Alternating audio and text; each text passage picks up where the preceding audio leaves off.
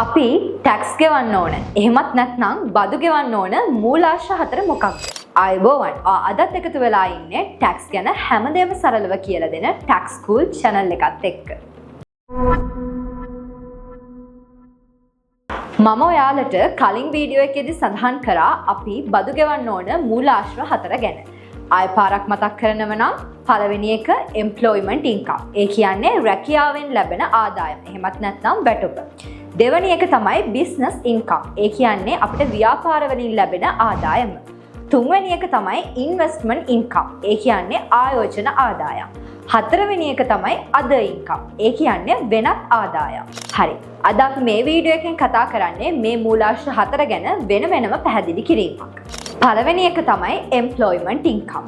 ඒ කියන්නේ ඔයා රස්සාවක් කරන කෙනෙක් නම් ඔයා ඒ රස්සාව වෙනුවෙන් ලබන ආදායම. එහෙමත් නැත්නම් වැටුප තමයි මේකෙන් අදහස් වෙන්නේ. මේ employment income එක ප්‍රධාන වශයෙන් කොටස් දෙකකට බෙදන්න පුළුවන්. පළවෙනි එක තමයි cash benefit.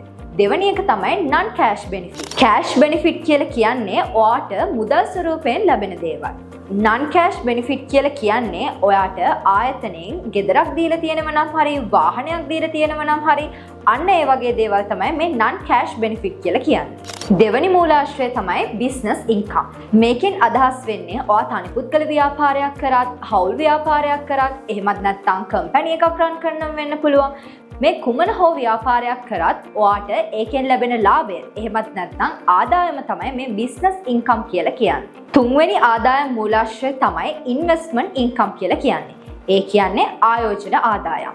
හිතන්න ඔයාට ගෙදරක් තියෙනවා. ඔයා ඒ ගෙදර කුලියට දීලා ලබන කුලී ආදායම. එහෙමත් නැත්නම් ඔයා හිතන්න ඔයාට වැඩිපුර සල්ලි වගේක් තියෙනවා. ඔයා ඒ සල්ලි FD එකක දාලා ඒ ලබන පොලී ආදායම. මේ වගේ මොනියම් හෝ ආකාරයකින් ඔයා ආයෝජනයක් කරලා ඒ ලබන ආදායම තමයි මේ investment income කියලා කියන්නේ. හතරවෙනි සහ අවසාන ආදායම් මූලාශ්‍රය තමයි other income කියලා කියන්නේ. ඒ කියන්නේ වෙනත් ආදායම්.